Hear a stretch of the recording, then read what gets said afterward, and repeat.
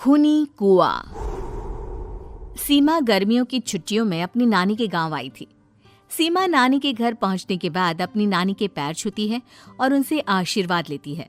तभी उसकी नानी उससे कहती है, इतनी बड़ी हो गई मेरी सीमा, चल जल्दी से हाथ मुंह धो ले, मैं तेरे लिए खाना लगा देती हूँ। भूख लगी होगी ना? हाँ नानी, भूख तो लग रही है मुझे, आपके हाथ के बने हुए पीले दाल और चावल खाने की। कितना टाइम हो गया है मुझे आपके हाथ का बना हुआ दाल चावल खाए हुए।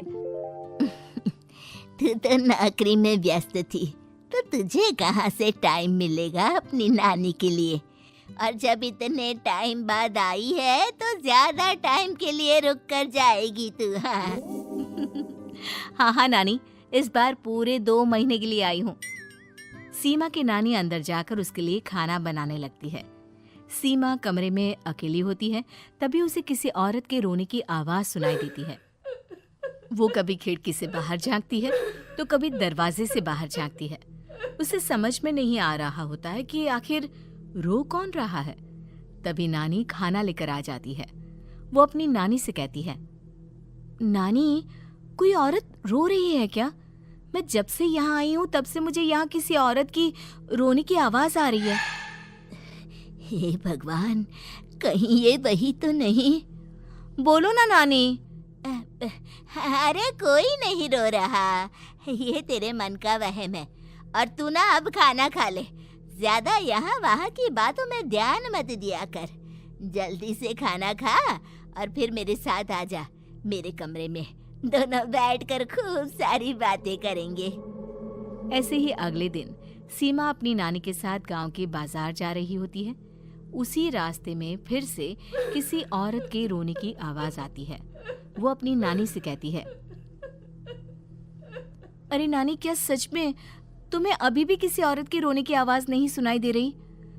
मुझे किसी औरत की बहुत बुरी तरीके से रोने और चीखने की आवाजें आ रही हैं।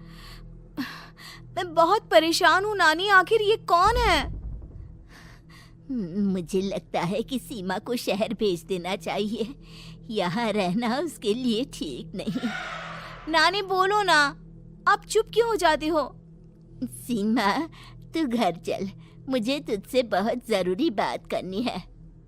नानी सीमा को घर ले आती है और सीमा से कहती है, सीमा, कल सुबह तू शहर वापस चली जाएगी। अरे अचानक? आखिर क्या बात है नानी, आप मुझे ऐसे जाने को क्यों कह रही हो? मैं बस जो कह रही हूँ उस पर ध्यान दे। तू कल सुबह यहाँ से चली जाएगी, और ये बात मैं कोई मजाक में नहीं बोल रही। तू कल जाएगी तो मतलब जाएगी। अरे नानी, चली जाऊंगी मैं, ठीक है, पर आखिर बात क्या है ये तो बता दो। मम्मी से कोई बात हुई है या फिर मुझसे कोई गलती हुई है जो तुम मुझे अचानक से जाने के लिए बोल रही हो? देख सीमा, रात बहुत हो चुकी है और मुझे इस बारे में कोई बात नहीं करनी। चल, अब चल के मेरे साथ सो जा। सुबह की बस पकड़कर तुझे शहर भी तो जाना है। सीमा को अपनी नानी का ऐसा व्यवहार देखकर बहुत ही अजीब लगता है। उसे कुछ समझ में नहीं आ रहा होता है कि आखिर उसकी नानी उसे अचानक से गांव छोड़कर जाने के लिए क्यों कह रही है। ये सारी बातें सोचते सोचते सीमा की आंख लग जाती है और वो अपनी नानी के साथ सो जाती है। ऐसे ही आधी रात को सीमा को फिर से किसी औरत की रोने की आवाज सुनाई देती है। वो उस औरत की आवाज सुनकर बार बार करवटें बदल रही होती है और तभी उसे सपने में भी एक अजीब सी औरत की परछाई दिखाई देती है, जो इतना चीख चीख कर रो रही होती है कि सीमा डरकर उठ जाती है। वो पूरे पसीने पसीने हो रही होती है। वो अपने आसपास देखती है तो घर में बिल्कुल शांति का माहौल होता है। सीमा घबरा जाती है। वो अपनी नानी को जगाने की कोशिश करती है, मगर उसकी नानी नहीं जगती। सीमा को फिर से उस औरत की रोने की आवाज सुनाई देती है। आखिरकार सीमा अपने आप को रोक नहीं पाती और वो घर का दरवाजा खोलकर बाहर निकलती है। आखिर ये माजरा क्या है? आज तो मैं पता करके रहूंगी। अब आवाज का पीछा करते हुए सीमा आधी रात को गांव के चौपाल के पास बने कुएं के पास पहुंच जाती है, जहां कुएं की चारों ओर बेड़ियां लगी होती हैं। उन बेड़ियों में लगे हुए ताले के साथ एक लाल रंग का कपड़ा और माता रानी का कलावा बंधा होता है। उस कुएं में से सीमा को किसी के रोने की आवाज आती है। सीमा परेशान हो जाती है। इस कुएं में कौन है? कौन है यहाँ? सुनो, कौन है? कौन रो रहा है? वो चिल्ला चिल्ला कर पूछती है और साथ ही लोगों को जगाने की कोशिश करती है, मगर किसी को भी उसकी आवाज सुनाई नहीं देती। अब सीमा खुद उस कुएं के पास की बेड़ियों और तालों को खोलने की कोशिश करती है और किसी तरह कुछ देर की मशक्कत के बाद सीमा उसको खोल भी देती है। और जैसे ही वो कुआं खोलकर उसके अंदर झांकती है, सीमा उस कुएं में गिर जाती है। इतने में उसकी नानी की नींद भी खुल जाती है और सीमा को पास ना देखकर नानी परेशान हो जाती है। नानी घबराकर पूरे घर में उसे ढूंढने की कोशिश करती है, जिसके बाद उसकी नानी और सभी लोग उस खूनी कुएं के पास जाते हैं और सीमा की नानी कुएं के पास खड़ी होती है। सभी गांव वालों और सीमा की नानी को सीमा के चिल्लाने की आवाज आती है, बचाओ, कोई मुझे बचाओ। मेरी बच्ची, हम आ गए, हम तुझे बचा लेंगे। नानी, मुझे यहाँ बहुत डर लग रहा है। यहाँ इंसान की कटी हुई मुंडिया, हाथ, पैर और कंकाल है और खून भी है। नानी, मुझे डर लग रहा है। आप सब मेरी मदद कीजिए, नहीं तो ये खूनी कुआं मेरी बच्ची को भी खा जाएगा। अरे मुझे तो ये समझ में नहीं आ रहा कि आखिर इस खूनी कुएं को खोला किसने। सालों पहले इसको इतनी मुश्किलों के बाद तांत्रिक बाबा ने बंद किया था।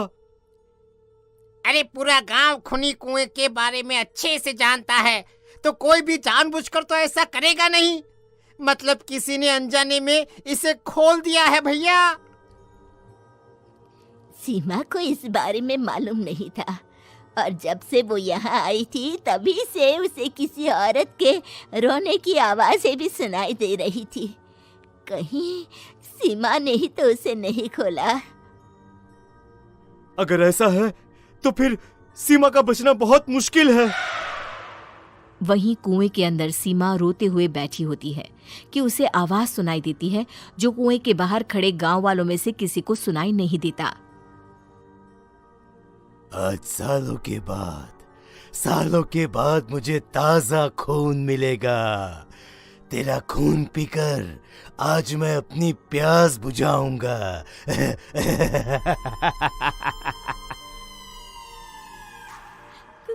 कौन है? मत मारो प्लीज, मुझे जाने दो प्लीज। मैंने किसी का क्या बिगाड़ा है? वो तुझे मरने के बाद पता चल ही जाएगा। जितने में गांव वाले और सीमा की नानी कुछ सोच पाते, उतने में उन्हें सीमा के चिल्लाने की आवाज आती है और अगले ही पल सब शांत हो जाता है। क्या हुआ? सीमा, मेरी बेटी।